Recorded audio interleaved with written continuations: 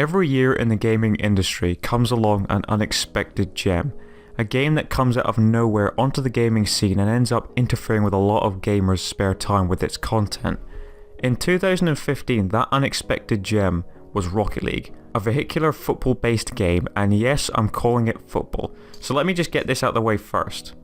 This is American football, and this is football. So let me just inform you all on what the name is. Besides that confusion, since Rocket League has been released, it has given the rise of such a shine in the competitive esports. Many YouTube and Twitch channels have been made successful thanks to the game, and a very loyal, devoted and respectful community. I myself have been so invested in this game for some time now, and I'm surprised I've never looked towards what has made this game, which is small in comparison to the other games I tend to play in terms of development budget. But today I want to talk about the important key points that Rocket League ticked on to become what it is today.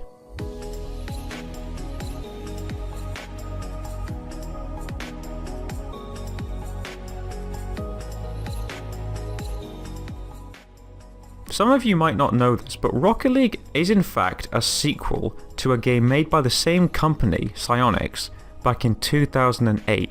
The game was called Supersonic Acrobatic Rocket Powered Battle Cars, and yes, that name is ridiculous, yet quite hilarious. I mean, you could just pronounce it like the initials, but even that kind of goes two ways as well. As you can see, the gameplay is very similar to what one day would become Rocket League.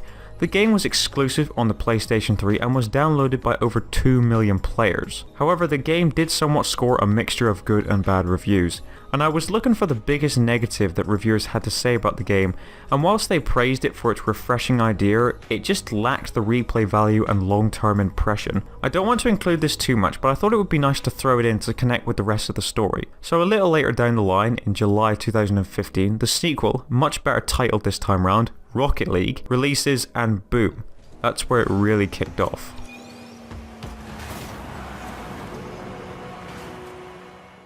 The first thing Rocket League nails is the gameplay formula. It's an easy enough game to pick up and learn for any player of any genre, but yet requires much more commitment and participation by the players to fully master it. If you've never played the game, you might be under that impression that it's just 5-minute matches with your car and a few arenas to play it. That doesn't sound like it's going to be a lot of playtime, sounds like it'll get boring real quick. But that's when the game pulls you in.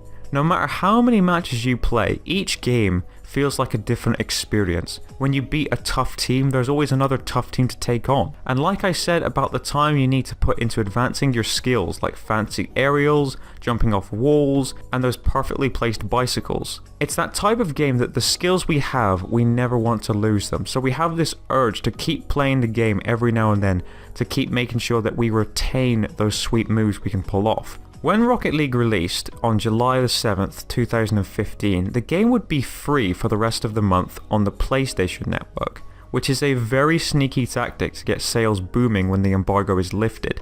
The game hadn't caught my attention so much until I saw Angry Joe's review on the game, and he gave the game a 9 out of 10, and from then on, me and many others were very curious to see what this game was all about. Only to find out that the game was exclusive to PS4 and PC, which left a lot of Xbox players like me super jealous. But then after many months of rumours and discussions about the possibility of the game coming to Xbox, on February 17th, 2016, the game released on Xbox One. Not to mention, of course, this game also has a cross-platform feature now with Xbox and PC players, and there is much discussion now heating up over the talk about developers considering cross-platform parties for all consoles. So what did Rocket League do so well to maintain such a dedicated community and healthy player base even 2 years later? From my perspective as a player, you have to play it to understand it.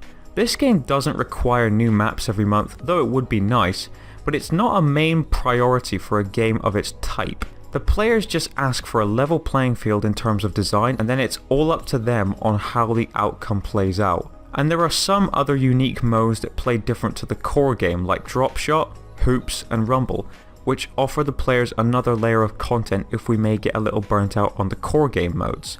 And all three of these modes require a completely different playstyle to the standard, so these modes could have you playing many hours on end. The coverage Rocket League has received from both the media and content creators when we watch it for ourselves, it gives us almost that motivation to go on right now and play the game.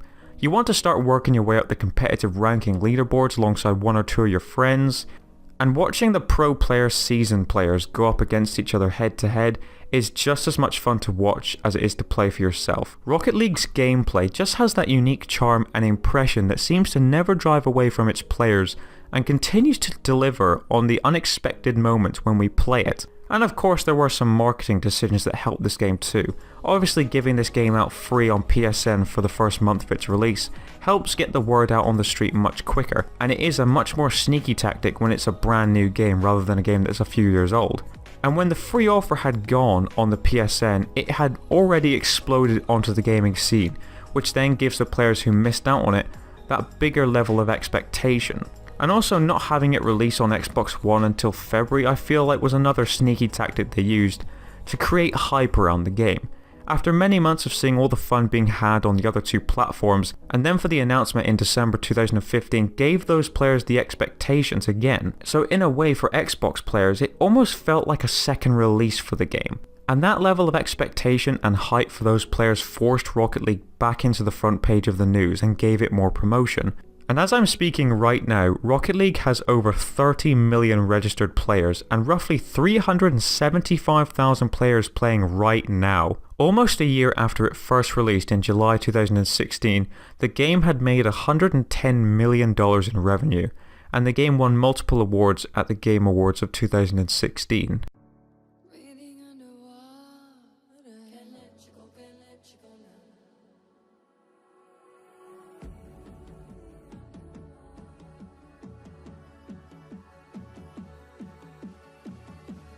Novi's not done. Here comes Lichinio. Can't get a shot, but he might be able to set it down. What? Did he put that in, or did it go off someone else? No, he put that in. That was... Rocket League, despite being out for 2 years now, it has still been able to maintain that success it started with, only to build up more with the countless Pro Seasons events to watch and participate in, and the support that's been shown by the community. Psyonix has confirmed that there is no plans for a sequel on the way anytime soon. So what does that mean for us in the future? Rocket League I'm sure will receive many more years of support, and until we hear something from the developers on perhaps a new project, we'll have to wait and see. If you've never played Rocket League, maybe this video gives you a bit of an insight on why this game, despite looking shallow on the surface, went from being the unexpected gem of 2015 to a world-renowned success. Thanks for watching this video guys. If you enjoyed it, be sure to leave your likes and dislikes, whichever you approve of, and drop comments down on your memories with Rocket League if you have any, and be sure to subscribe for more future content on the channel. Thank you very much for watching guys, take care of yourselves and enjoy the rest of your day. Take care.